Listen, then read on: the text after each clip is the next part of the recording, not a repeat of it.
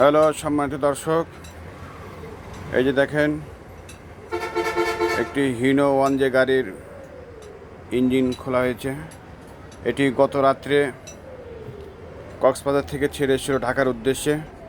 কুমিল্লা নূরজাহান হোটেলে এসে এই গাড়িটি বিকল হয়ে যায়, আর যাইতে পারেনি।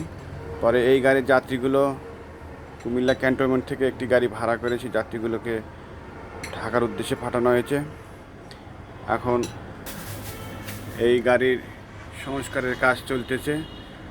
এটি হচ্ছে আমাদের সেই সুদক্ষ চালক মোহাম্মদ ইউসুফ ভাই, আর ইনি হচ্ছে সেই গাড়ির ইঞ্জিন মিস্ত্রি মোহাম্মদ সাইদ ভাই। উনি ঢাকা থেকে এসছে, সকালবেলা এসেই কাজ শুরু করে দিয়েছে।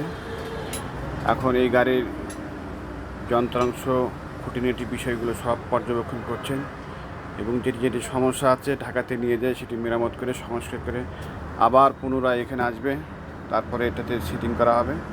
তারপরে আল্লাহ যদি রহমত করে হয়তো গাড়িটি আবার ঢাকার উদ্দেশ্যে রওনা হবে। তো সকলেই ভালো থাকবেন। আজ এ পর্যন্তই। আসসালামু আলাইকুম ওয়া রাহমাতুল্লাহি ওয়া বারাকাতুহু।